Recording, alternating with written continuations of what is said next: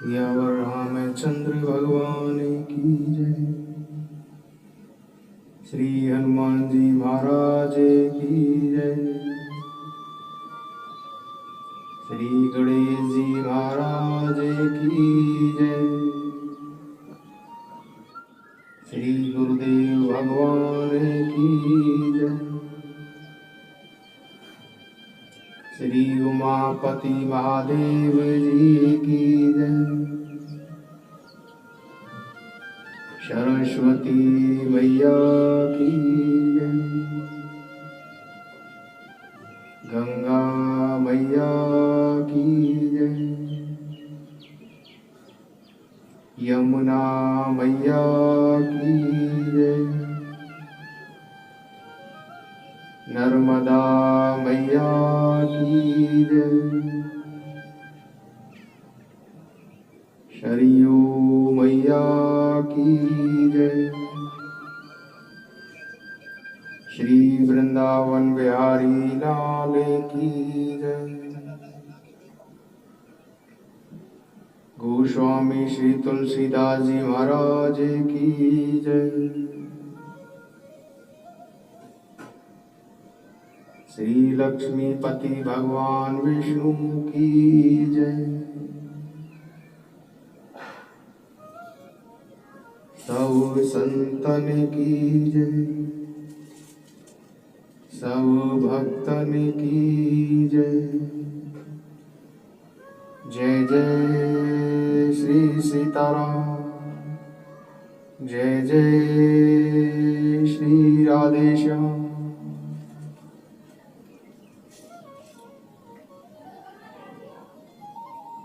YouTube के माध्यम से सुन रहे सभी भक्तजनों को मेरा सादर प्रणाम।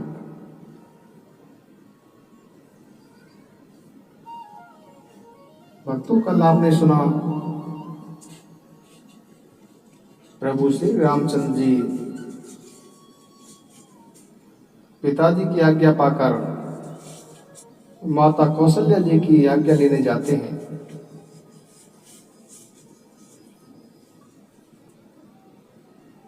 माता कौशल्या जी बड़ी दुखी और चिंतित होकर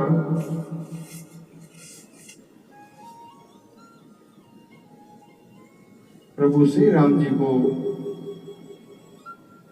आशीर्वाद देती है।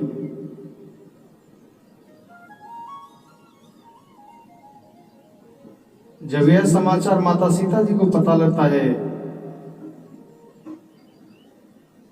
कि प्रभु श्री रामचंद्र जी वन को जा रहे हैं, तब माता सीता जी बड़ी ही व्याकुल हो जाती है और व्याकुल होकर तुरंत ही वहां आती है जहां प्रभु श्री रामचंद्र जी और माता कौशल्या जी बैठे हुए थे। माता सीता जी आकर अपनी सास कौशल्या जी के पास बैठ जाती हैं और सीता जी नीचे मुंह करके मन ही मन सोच रही हैं कि प्राणनाथ श्री रघुवीर जी मेरे को अपने साथ ले जाएंगे या नहीं ले जाएंगे। अब किस पुण्य के प्रभाव से मैं उनके साथ जाऊंगी।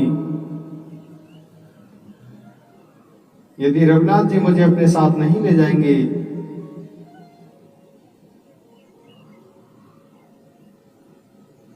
तो मेरे प्राण जीवित नहीं रहेंगे। सीता जी के नेत्रों में से जल बह रहा है। सीता जी की इस दशा को देखकर कौशल्या जी बोली कि हे पुत्र,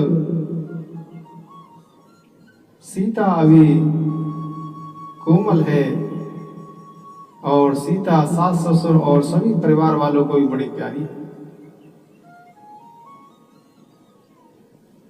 सीता के पिता जनक जी राजाओं के शिरोमणि हैं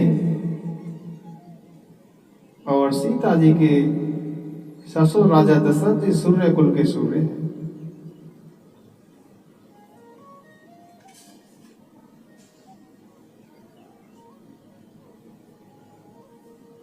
फिर प्रभु श्री रामचंद्र जी सीता जी को वन के जो अनेक प्रकार की विपत्तियां थी, वन जाने में जो अनेक प्रकार की बाधाएं थी, वह सभी बताते हैं। परंतु सीता जी को कुछ भी बात समझ नहीं आती। श्री राम जी सीता जी को समझाते हैं कि आदर पूर्वक सास ससुर के चरणों की सेवा करने के बराबर और कोई दूसरा धर्म नहीं है। मैं तुम्हें इसलिए घर पर रखना चाहता हूं कि जिससे तुम मेरे माता पिता की सेवा करो। प्रभु श्री रामचंद्र जी माता सीता जी से कहते हैं कि तुम यदि घर पर रहकर सास और ससुर की सेवा करोगी तो इससे तुम्हें फल अपने आप ही मिल जाएगा।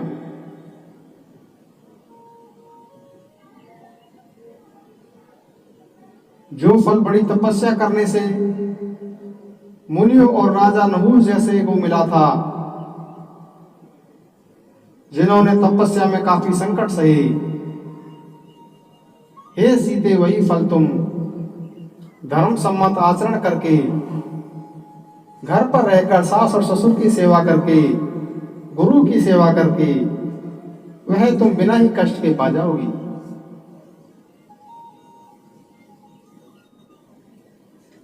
सीता जी प्रभु श्री रामचंद्र से बड़े ही उदार स्वभाव से, उदार वाणी से बोली कि हे स्वामी, आपके बिना मेरे लिए तो स्वर्ग भी नरक के समान है। हे स्वामी, आपके बिना तो मेरे लिए स्वर्ग भी नरक के समान है। अब माता सीता जी यहां पर भक्तों सभी स्त्रियों को एक सीख देना चाहती है कि पति का सम्मान करना चाहिए, पति की सेवा करनी चाहिए, सास ससुर की सेवा करनी चाहिए। माता सीता जी पति का स्थान कितना ऊंचा बता रही हैं, सुनिए। मातु पिता भगनी प्रिय भाई, प्रिय परिवारो सुहृदय समुदाय, सासु ससुर गुरु सजन सहाय, सूत सुंदर सुशील सुखदाई, जय लगी नाथ नेह अरुणाते, पिय बिनु तियहि तरन्यु ते ताते, तनु धनु धाम धरनी पुर राजू, पति विहीन सब शोक समाजू, तनु धनु धाम धरनी पुर राजू, पति विहीन सब शोक समाजू। पति के बिना स्त्री के लिए माता पिता, भाई बहन, मित्रों का समुदाय, सास ससुर, पुत्र, कहने का तात्पर्य सभी नाते, सभी रिश्ते पति के बिना स्त्री के लिए सब दुखरूप ही है।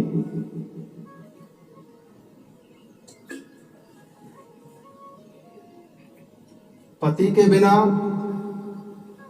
स्त्री के लिए सभी भोग रोग के समान है। पति के बिना संसार नरक की पीड़ा के समान है।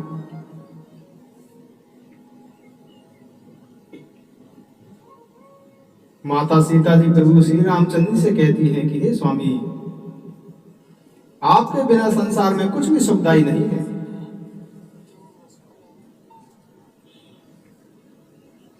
जैसे बिना जीव के देह और बिना जल के नदी होती है, वैसे ही बिना पुरुष के स्त्री है। जिए बिनु देह न दे बिनु वारी, तैसे ही नाते पुरुष बिनु नारी। जिए बिनु देह नदी बिनु बारी, तैसे नाथ पुरुष बिनु नारी। जिए बिनु देह नदी बिनु नारी,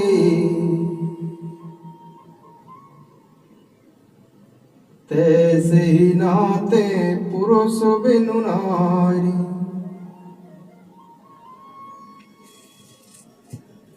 नाते सकल सुख साथ तुम्हारे, शरद बिमल बिदु बदन निहारे।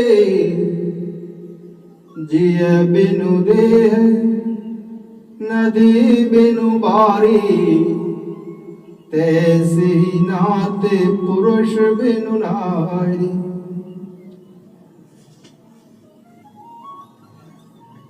माता सीता जी कहती है कि जैसे बिना जीव के देह है, जैसे बिना जीव के देह है, बिना जल के नदी है, वैसे ही बिना पुरुष के स्त्री है।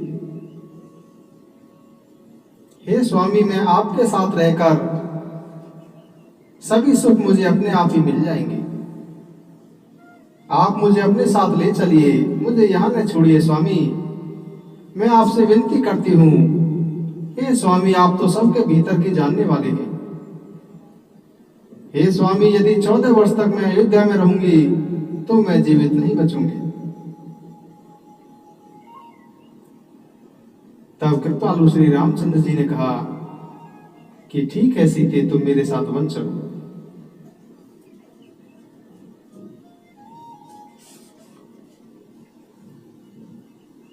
प्रभु श्री रामचंद्र जी के साथ चलने के लिए सीता जी तो तैयार हो जाती हैं, परंतु जैसे ही लक्ष्मण जी को भी यह समाचार मिलता है, लक्ष्मण जी भी व्याकुल हो जाते हैं। लक्ष्मण जी का शरीर कांपने लगता है। लक्ष्मण जी के नेत्रों से आंसू भरे हुए हैं और लक्ष्मण जी व्याकुल होकर श्री राम जी के पास आकर उनके चरण पकड़ लेते हैं। प्रभु श्री रामचंद्र जी लक्ष्मण जी को हाथ जोड़े और मन ही मन शरीर और घर से नाता हुआ तोड़े हुए देखते हैं।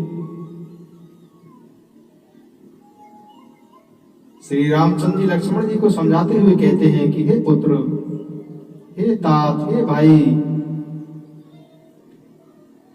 मातु पिता गुरु स्वामी सिख, सिर धरि करहि सुहाय।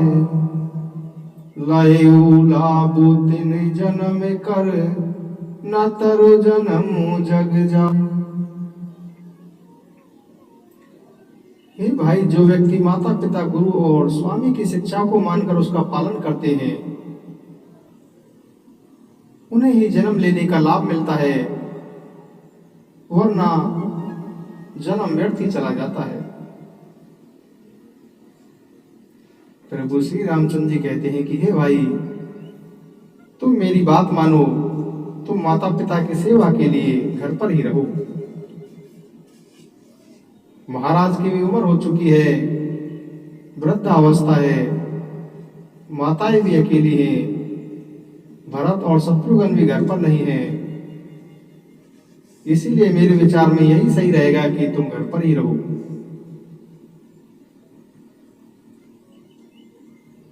लक्ष्मण जी हाथ जोड़कर बोले कि हे स्वामी, है, पर यह आपकी सीख मेरी तो पहुंच के बाहर है। इस आपकी सीख के तो अधिकारी वही हैं जो शास्त्रों के ज्ञाता हो, नीति में निपुण हो, जो धीर हो, धर्म को धारण करने वाले हों। हे नाथ, मैं तो आपको छोड़कर गुरु पिता माता किसी को भी नहीं जानता।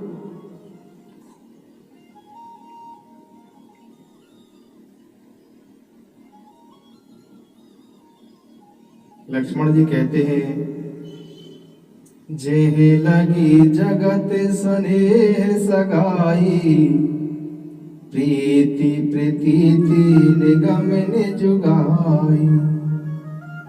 मोरे सबही एक तुम स्वामी, दीन बंधु और अंतर्जामी।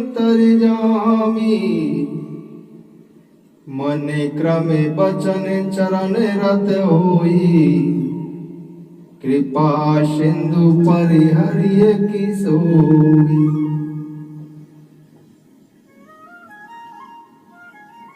स्वामी, संसार में जहां तक स्नेह का संबंध है, प्रेम और विश्वास का संबंध है, मेरे तो ये सब कुछ केवल आप ही। मन वचन और कर्म से तो मैं आपके चरणों में प्रेम रखता हूं,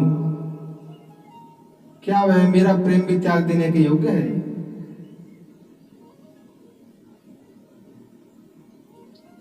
प्रभु श्री रामचंद्र जी लक्ष्मण जी की ऐसी बातें सुनकर लक्ष्मण जी को अंदर से दुखी और निराश देखकर लक्ष्मण जी से कहते हैं कि हे भाई, ठीक है, तुम भी मेरे साथ वन को चलो और जाकर माता जी से विदा ले लो। लक्ष्मण जी माता सुमित्रा जी के पास जाते हैं। माता सुमित्रा जी से प्रभु श्री राम जी के साथ वन जाने के लिए आज्ञा मांगते हैं।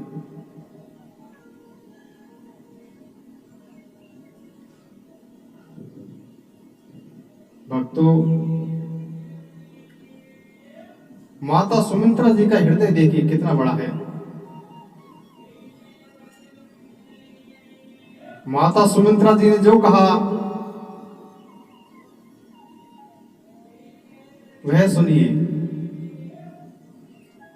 माता सुमित्रा जी ने कहा,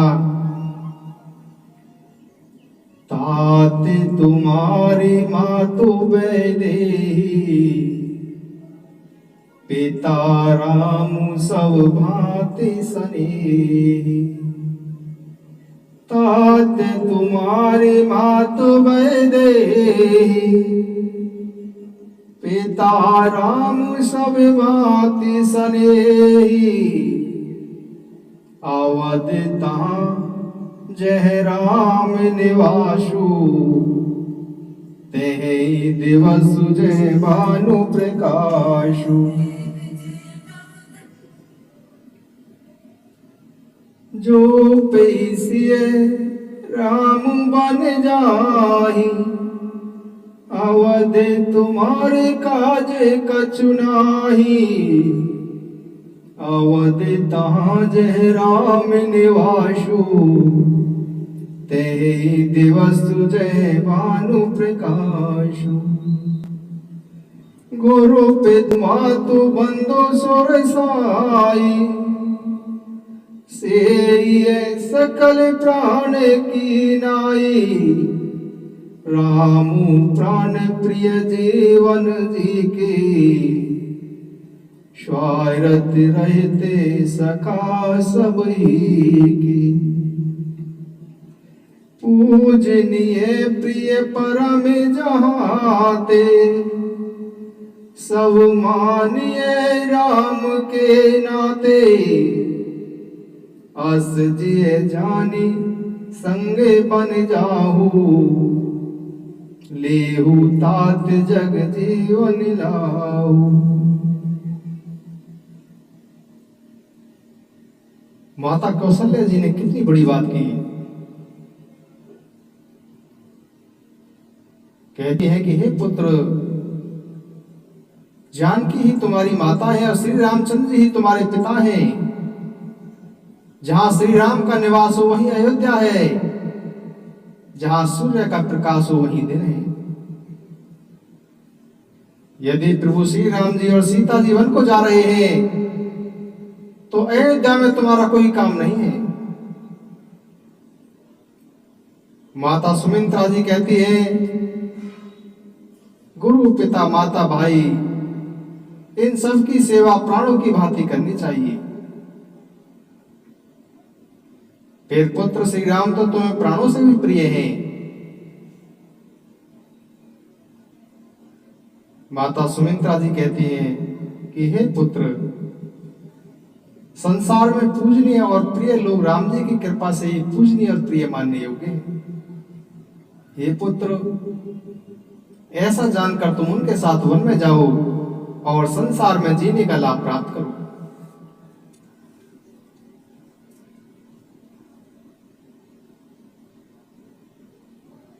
पुत्रवती जुवती जगे सोई, रघुपति भगतु जासु सुत होई। संसार में वही स्त्री पुत्रवती है जिसका पुत्र श्री रघुनाथ जी का भक्त हो, वरना जो राम से विमुख पुत्र को अपना हितैषी मानती है वह तो बाजी अच्छी। सुमित्रा जी कहती है कि हे पुत्र, तुम्हारे ही भाग्य से तो श्री राम जीवन को जा रहे हैं, दूसरा और कोई कारण नहीं है। सभी पुण्यों का सबसे बड़ा फल यही है कि श्री सीता राम जी के चरणों में प्रेम बना रहे। भक्तों, यदि आपका भगवान श्री राम जी, माता सीता जी किसी भी ईश्वर में सभी स्वरूप ईश्वर के ही हैं, राम हो, कृष्ण हो, दुर्गा हो, शिव हो, कोई भी हो, सब ईश्वर के ही स्वरूप हैं, सब एक है, इनमें कोई भेद नहीं है। यदि किसी में भी आपका प्रेम होता है तो भक्तों मानो यह आपके पुण्यों का ही फल है।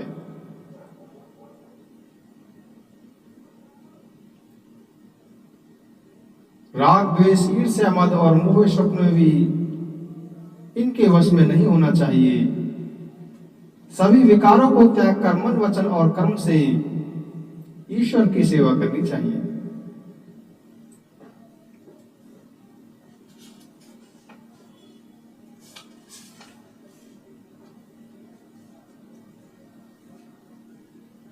आप भक्तों,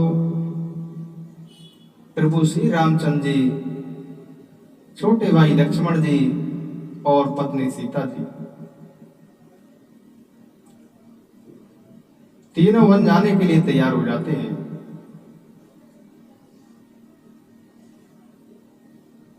तीनों राजा दशरथ जी के पास पहुंचते हैं और पहुंचकर प्रभु श्री राम जी कहते हैं कि हे पिताजी, अब मुझे आशीर्वाद दीजिए, मुझे वन जाने के लिए आज्ञा दीजिए। अब आप दुखी ना हो, कर्तव्य कर्म में त्रुटि करने पर तो संसार में यश नहीं मिलेगा। यदि कोई व्यक्ति कर्तव्य कर्म में त्रुटि करता है तो संसार में उसकी निंदा होगी।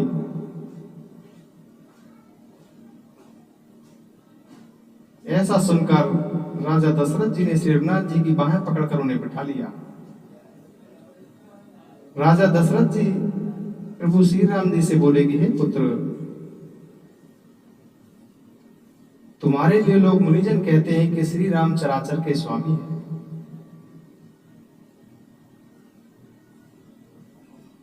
किंतु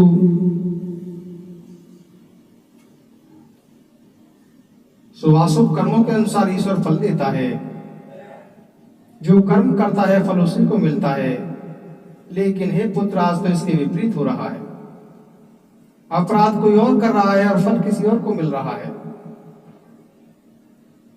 ईश्वर की भी बड़ी विचित्र लीला है, इसे कौन जान सकता है।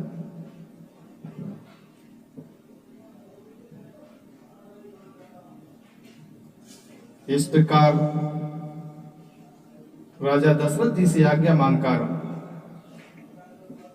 वन के लिए आवश्यक वस्तुओं को साथ लेकर श्री रामचंद्र जी, सीता जी, लक्ष्मण जी ब्राह्मणों और गुरु के चरणों की वंदना करके चल देते हैं।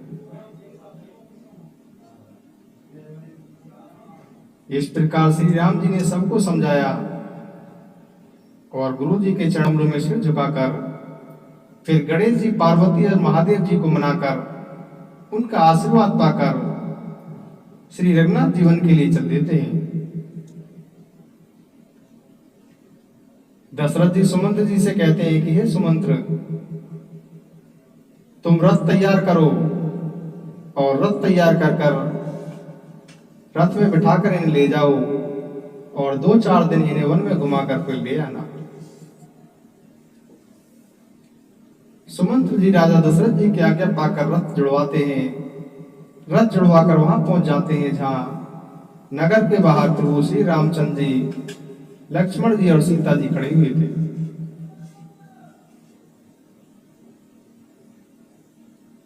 प्रभु श्री रामचंद्र जी को जाते हुए देखकर अयोध्या के सभी लोग व्याकुल हो गए और सभी अयोध्यावासी प्रभु श्री राम जी के साथ साथ चलने लगे।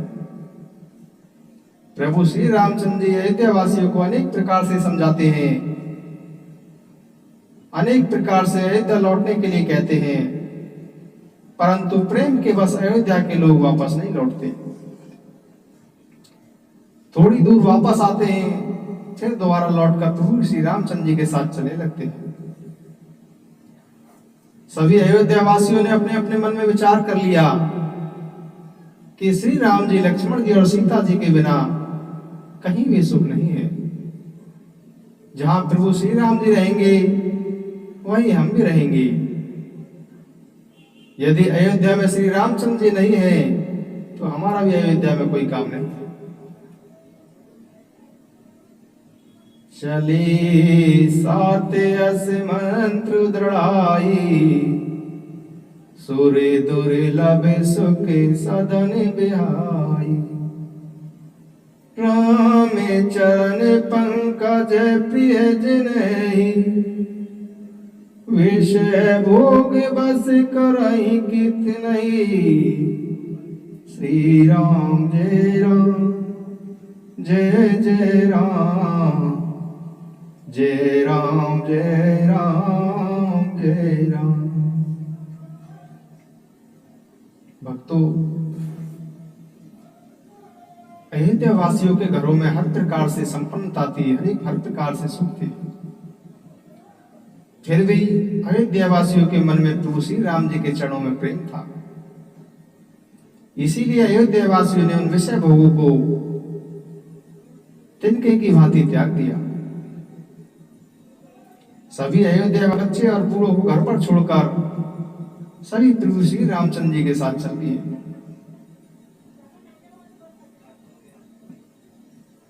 भक्तों, विषय भोग भी उन्हीं को वश में कर पाते हैं जिनका प्रभु श्री रामचंद्र जी के चरणों में जब तक प्रेम नहीं होता। जब प्रभु श्री रामचंद्र जी के चरणों में प्रेम हो जाता है तो विषय और भोगों से वैराग्य हो जाता है। विषय और भोगों की इच्छा न होना, यही वैराग्य है। विषय और भोगों की इच्छा तो है, परंतु हम उनको फिर भी ग्रहण नहीं करते, यह त्याग है।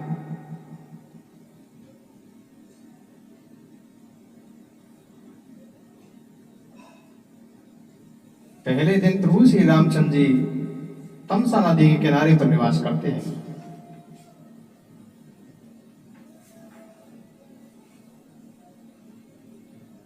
सीता सचिव सहित दो भाई, श्रृंगवीरपुर पहुँचे जाई। उतरे राम देव सरि देखी, कीन दंडवत हर्ष विशेषी। अब प्रभु कृपा करहुए बाती, सब तज भजन करहूं दिन राती।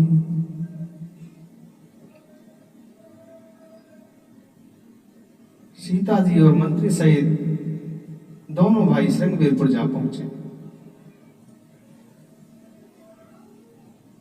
वहां पहुंचकर गंगा जी को देखकर प्रभु श्री रामचंद्र जी रथ से उतरते हैं। रथ से उतरकर श्रद्धा पूर्वक गंगा जी को प्रणाम करते हैं। भक्तों, गंगा जी सब प्रकार से आनंद देने वाली है। गंगा जी सब सुखों की खान, सब पीड़ाओं को हरने वाली है। प्रभु श्री राम जी गंगा जी की तरंगों को देख रहे हैं। उन्होंने मंत्री को, लक्ष्मण जी को और सीता जी को भी गंगा जी की महिमा सुनाई। भक्तों, जिसके स्मरण मात्र से ही श्रम मिट जाता है, उनको थकावट होने का यह केवल लौकिक व्यवहार है। सच्चिदानंद सूर्य कुल के ध्वजारू भगवान श्री रामचंद्र जी मनुष्यों की भांति ऐसे चरित्र करते हैं जो संसार रूपी समुद्र के पार उतरने के लिए पुल के समान है।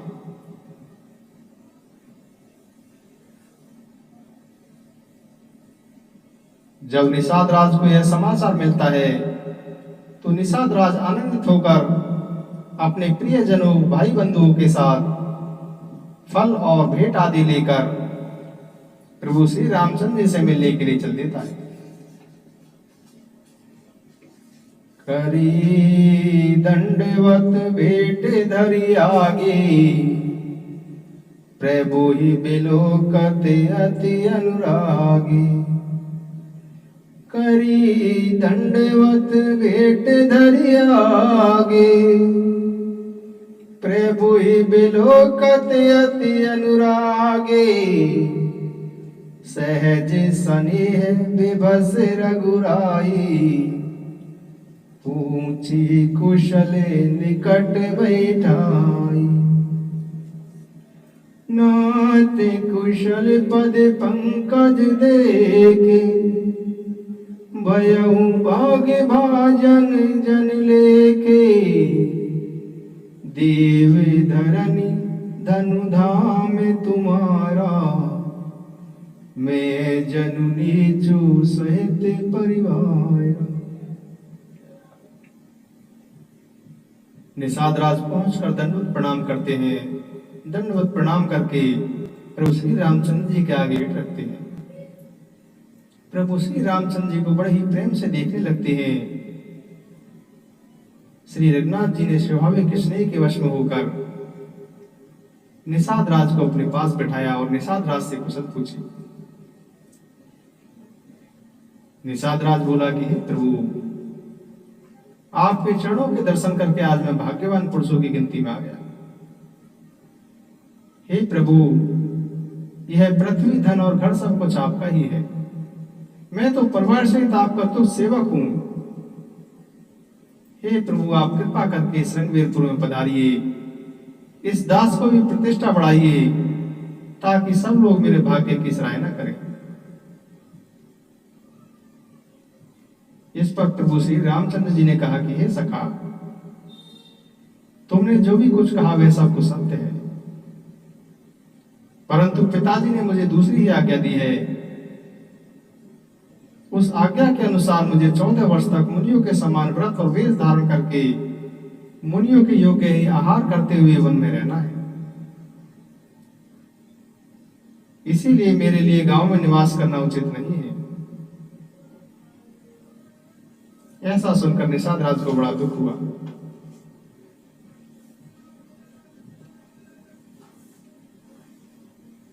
शाम के समय श्री राम जी, श्री सीता जी इनको धरती पर सोते हुए निषाद राज को बड़ा दुख होता है। बोले लखन मधुर मृदुवानी, ज्ञान विराग भगति रस सानी। बोले लखन मधुर मृदुवानी, ज्ञान विराग भगति रस सानी। जब निषाद राज दुखी होकर यह सोचता है कि भगवान प्रभु श्री रामचंद्र जी और सीता जी धरती पर सो रहे हैं, जिनके पिता जनक जी हैं, जिनके ससुर इंद्र के समान दशरथ जी हैं, जिनके पति श्री रामचंद्र जी हैं, वही जानकी जी आज धरती पर सो रही है। इस प्रकार की बातें निषाद राज सोच रहे हैं और लक्ष्मण जी से कह रहे हैं। तब लक्ष्मण जी कहते हैं,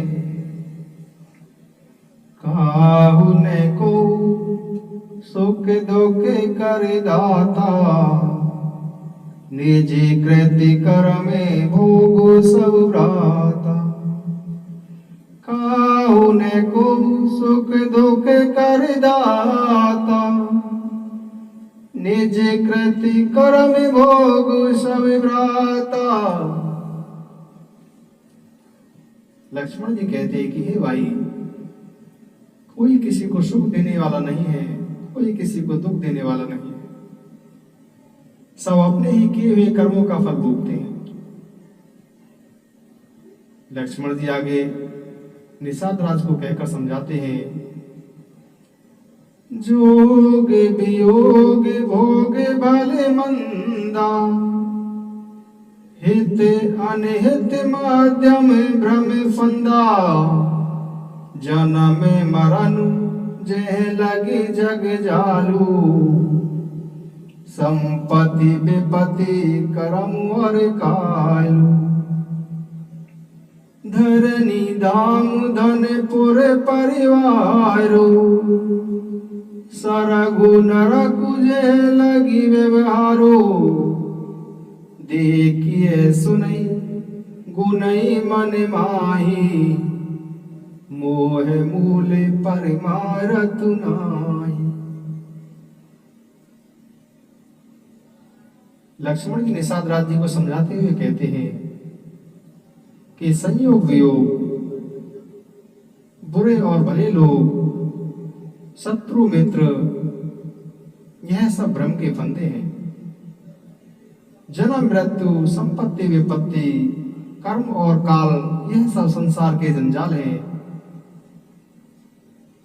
धरती घर धन नगर परिवार स्वर्ग और नरक, इनको देखने से सुनने से मन के भीतर जो विचार आते हैं,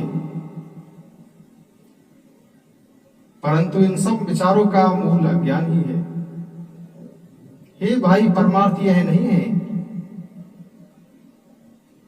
हे भाई, जैसे स्वप्न में कोई राजा भिखारी हो जाए, कंगाल स्वप्न में कोई स्वर्ग का राजा हो जाए, तो जागने पर लाभ या हानि उसको कुछ नहीं होता। वैसे ही इस दृश्य प्रपंच को भी, वैसे ही इस दृश्य प्रपंच को भी देखना चाहिए। ऐसा विचार कर किसी व्यवस्था में क्रोध नहीं करना चाहिए, ना ही किसी के व्यर्थ में दोष देना चाहिए। सब लोग मोह रूपी रात्रि में सोने वाले हैं। सोते हुए उन्हें अनेक प्रकार के स्वप्न दिखाई देते हैं। निषाद राज बोला कि यदि सब लोग सोने वाले हैं तो जगने वाला कौन है? तब लक्ष्मण जी बोले, यही जग जामनि जागहि जोगी, परमारति प्रपंच वियोगी। जानिए तबहि जीव जग जागा, जब सब विषय विलास विरागा। यही जग जामिनि जागहि जोगी, परमारति प्रपंच वियोगी। जानिए तबहि जीव जब जागा, जब सब विषय विलास विरागा। होई विवेक मोहे ब्रह्म भागा, तव रघुनाथ चरण अनुरागा। सखा परम परमारथ हो, मन क्रम बचन राम पद ने हो। राम ब्रह्म परमारथ रूपा, अभिगत अलग अनादि अनूपा। लक्ष्मण जी निषाद राज जी को कहते हैं कि इस जगत में जगा हुआ तुम उसी को जानो जो परमार्थी है, जो प्रपंच से छूटे हुए हैं, और वह योगी ही है। हे भाई, जगत में जीव को जागा हुआ तुम तभी समझो जब वह सब प्रकार के भोग विलासों से वैराग्य हो जाए। लक्ष्मण जी कहते हैं कि ज्ञान के सम्मुख मोह रूपी भ्रम भाग जाता है, और जब मोह रूपी भ्रम भाग जाता है तब अज्ञान का नाश होने पर श्री रघुनाथ जी के चरणों में प्रेम होता है। हे भाई, मन वचन और कर्म से श्री राम जी के चरणों में प्रेम होना ही यही सर्वश्रेष्ठ परमार्थ है। श्री राम जी परमार्थ स्वरूप परम ब्रह्म है। श्री राम जी जानने में नहीं आने वाली, स्थिर दृष्टि से देखने में नहीं आने वाली, अनादि आदि रहित, उपमा रहित, सब विकारों से रहित और वेद शून्य है। श्री राम जी परमार्थ स्वरूप परम ब्रह्म है। वेद जिनका नित्य नीति नीति कहकर निरूपण करते हैं, वही श्री रामचंद्र जी भक्त भूमि ब्राह्मण गौ और देवताओं के हित के लिए मनुष्य का शरीर धारण करके लीलाएं कर रहे हैं। जिनके सुनने से, जिनके गाने से संसार के सभी जंजाल मिट जाते हैं। इस प्रकार लक्ष्मण जी निषाद राज को समझाते हैं।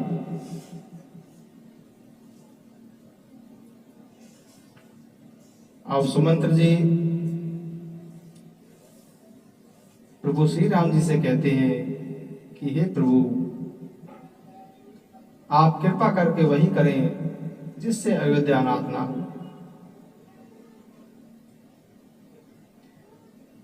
श्री राम जी मंत्री सुमंत्र जी को समझाते हैं कि आपने तो धर्म के सभी विद्ध सिद्धांतों को छान डाला है। आप तो धर्म के ज्ञाता हैं। आप तो जानते हैं कि शिवी दधीची और राजा हरिश्चंद्र ने धर्म के लिए करोड़ों कष्ट सहे थे। राजा बलि ने भी अनेक संकट सहकर भी धर्म को नहीं छोड़ा, कभी भी धर्म का परित्याग नहीं किया। प्रभु श्री रामचंद्र जी कहते हैं कि धर्म ने दूसरे सत्य समाना, आगम निगमे पुराने बखाना।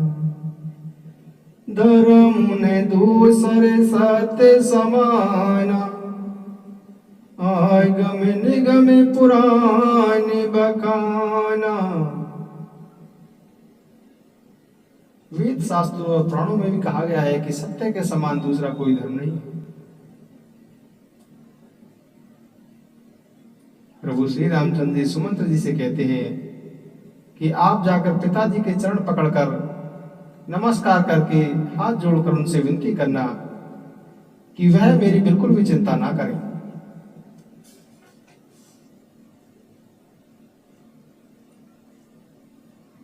उसके बाद सुमंत्र जी, राजा दशरथ जी ने जो सुमंत्र जी से कहा था कि यदि हो सके तो सीता जी को तो अवश्य ही वापस ले आना।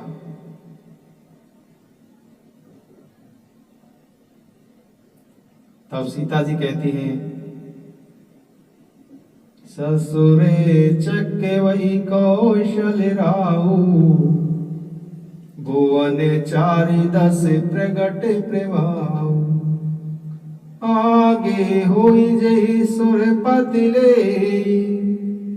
आराधे सिंहासन आशुन देई। ससुर एतादृश अवध निवासु, प्रिय परिवारु माते समसाशु। बिनु रघुपति पद पदमु परागा, मोहि केहू सपने हो सुख दिन लागा। श्री राम जय राम, जय जय राम, जय राम जय राम, जय जय राम।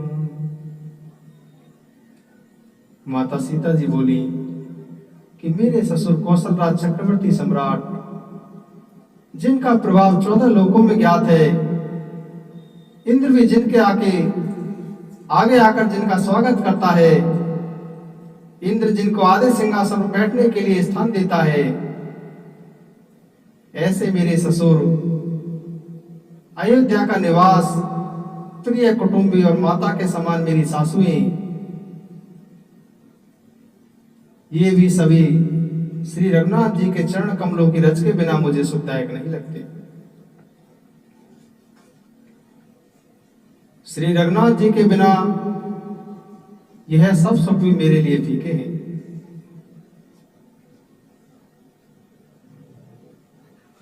भक्तों, इस प्रकार से सुमंत्र जी बड़े ही दुखी होकर अयोध्या के लिए वापस लौट जाते हैं। प्रभु श्री रामचंद्र जी सुमंत्र जी को अयोध्या लौटा देते हैं और स्वयं गंगा जी के तट पर पहुंच जाते हैं। गंगा जी के तट पर पहुंचकर मागी नाव ने केवटवाना, कहिए तुम्हारे मरम में जाना,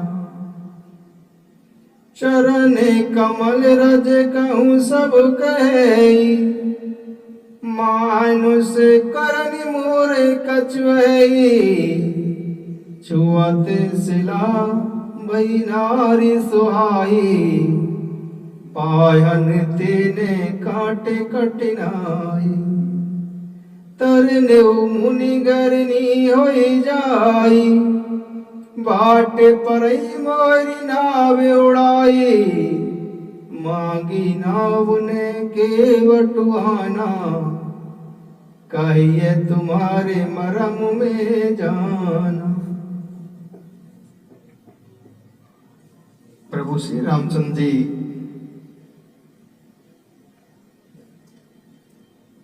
जिन्होंने 3 पग में पूरे त्रिलोक को नाप दिया,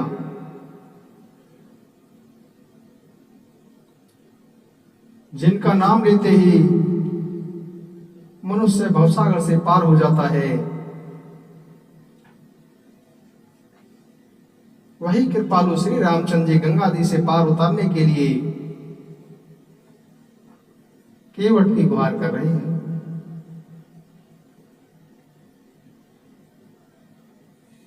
केवट से नाव मांग रहे हैं। केवट कहता है कि हे प्रभु, मैंने आपका भेद जान लिया है। सब लोग कहते हैं कि आपके चरणों की धूली पड़ते ही, आपके चरणों की धूली का स्पर्श होते ही पत्थर भी मनुष्य हो जाता है। जिसे छूते ही पत्थर की शिला सुंदर स्त्री बन जाती है। हे प्रभु, मेरी नाव तो लकड़ी की है और लकड़ी तो पत्थर से कठोर होती नहीं है। यदि मेरी नाव भी स्त्री की हो गई तो हे प्रभु, मैं तो लुट जाऊंगा। और यदि नाव स्त्री बन जाएगी तो मैं फिर आपको पार कैसे करूंगा। यह जो मेरा कमाने खाने का जो जरिया है, कमाने खाने का जो धंधा है, ये मेरी नाव ही है। मेरा वह धंधा भी रुक जाएगा। मैं तो इसी नाव के सहारे ही परिवार का पालन पोषण करता हूं, दूसरा कुछ जानता नहीं। केवट प्रभु श्री राम जी से कहता है कि हे प्रभु, यदि आप पार जाना चाहते हैं तो आपको एक काम करना पड़ेगा।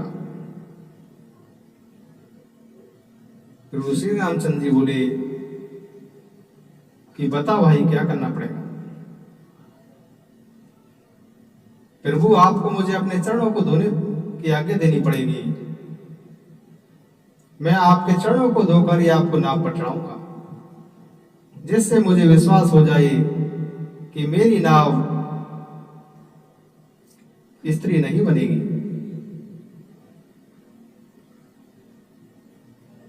केवट कहता है कि प्रभु, मुझे उतराई का भी कुछ नहीं चाहिए। मैं आपकी कसम आपके दशरथ जी की कसम खा के कहता हूं कि मुझे उतराई कुछ नहीं चाहिए। लक्ष्मण जी देखते हैं कि ये देखो कैसा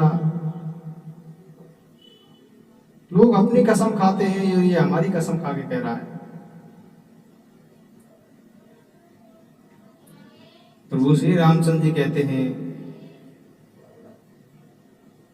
कि ठीक है भाई,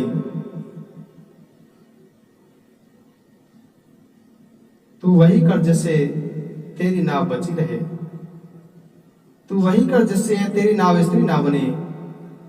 तू ऐसा कर, तुरंत ही पानी ले आ और पानी लाकर पैर धो ले, और हमें बहुत देर हो रही है, हमें जल्दी से पार उतार दे। जाशु नाम सुमिरत एक बारा, उतरहि नर भव सिंधु अपारा। सोई कृपालु केवटहि नेहोरा, जेहि जगु किए तिहु पगहु ते थोरा। जिनका एक बार नाम स्मरण करते ही मनुष्य भवसागर से पार उतर जाता है, जिन्होंने वामन अवतार में 2 ही पग में त्रिलोकी को नाप लिया, देखिए वही कृपालु प्रभु श्री रामचंद्र जी ऐसी लीला कर रहे हैं कि गंगा जी से पार उतरने के लिए केवट से नाव मांग रहे हैं। यह सब प्रभु की लीला है। जिन लीलाओं को गाकर, जिन लीलाओं को सुनकर भक्त आनंद लेते हैं। केवट तुरंत ही श्री रामचंद्र जी की आज्ञा पाकर अपना कठौता ले आता है और कटौते में जल भर कर ले आता है। बड़े ही आनंद से प्रभु श्री राम जी के चरण धोने लगता है। केवट ने चरणों को धोकर सारे परिवार सहित चरणोदक को पी के अपने पितरों को भवसागर से पार किया। श्री राम जी को गंगा जी से पार ले चला। केवट उतरी दंडवत कीना, प्रभु ही सकुच ही नहीं कछु दीना।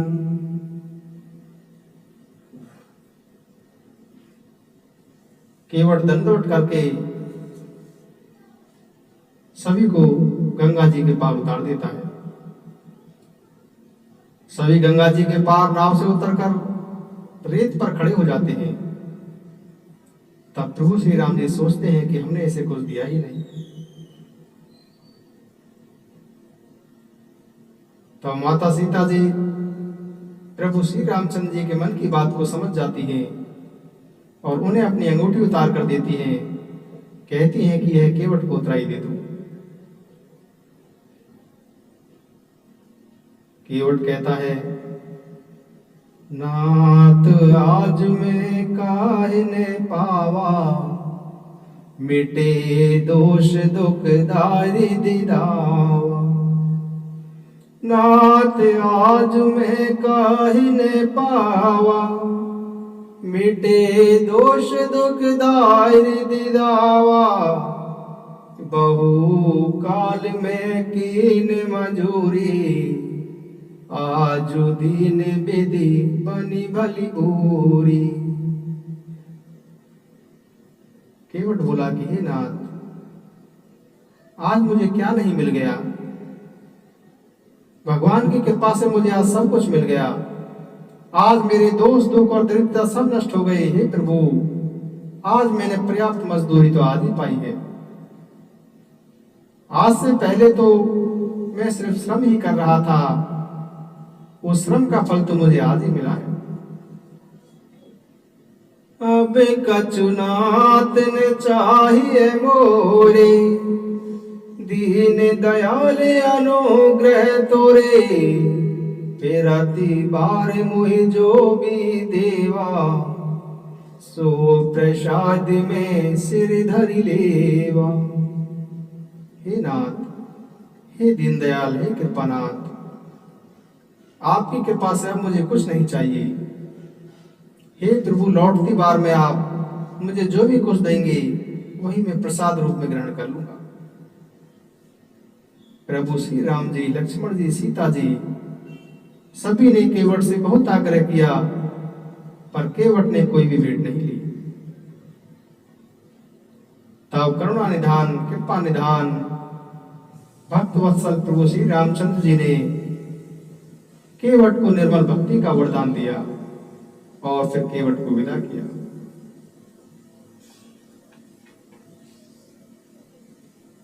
तब प्रभु श्री रघुनाथ जी गणेश जी और शिव जी का स्मरण करके तथा गंगा जी को मस्तक झुकाकर निषाद राज लक्ष्मण जी और सीता जी के सहित वन के लिए चल दिए। आगे चलकर श्री राम जी ने त्रिवेणी में दर्शन किया। त्रिवेणी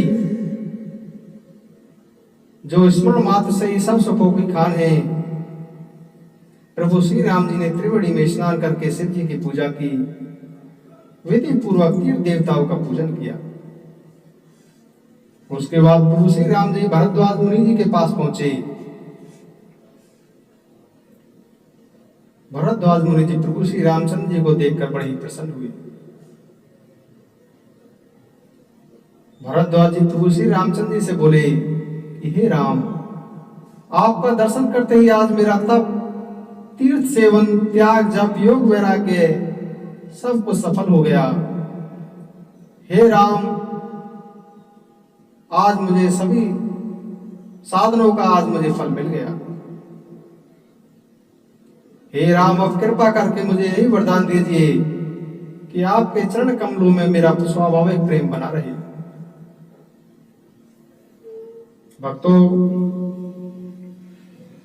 जब तक मनुष्य मन, कर्म और वचन से छल को छोड़कर प्रभु श्री राम जी का सेवक नहीं बन जाता, प्रभु श्री राम जी से प्रेम नहीं करता, तब तक करोड़ों उपाय करने से भी सुख में उसे सुख प्राप्त नहीं हो सकता।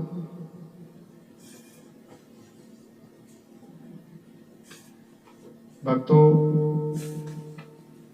आज हम यही विश्राम लेंगे, 2 मिनट का नाम संकीर्तन करते हैं और आगे की चर्चा हम फिर कल करेंगे। 2 मिनट का नाम संकीर्तन। श्री राम जय राम, जय जय राम, जय राम जय राम, जय जय राम। श्री राम जय राम, जय जय राम, जय राम जय राम, जय जय राम। कौशल्या के प्यारे राम, दशरथ राज दुलारी राम।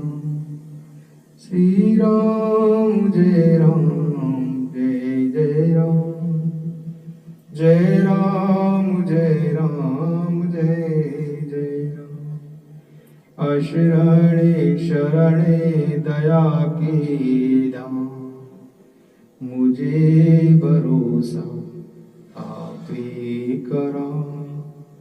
श्री राम जय राम, जय जय राम, जय राम जय राम, जय जय राम। मैं तेरा, तू मेरा राम। श्री राम जय राम, जय जय राम। अंतेश में आता कौन, रघुपति राघव राजा राम। अंतेश में आता कौन, रघुपति राघव राजा राम। निर्धन के धन सीता राम। श्री राम जय राम, जय जय राम, जय सिया राम, जय जय हनुमान। जय सिया राम, जय जय हनुमान। संकट मोचन लोचन कृपा निधान। जय सिया राम जय जय हनुमान। अशरणे शरणे दया के दान। करुणा कर अपना लो राम। अपना दास बना लो राम। जय सिया राम जय जय सिया राम। मैं तेरा तू मेरा राम। जय सिया राम जय जय सिया राम। भक्तों की रखवारी राम। संतों की हितकारी राम। श्री राम जय जय राम। जय राम जय जय राम। जय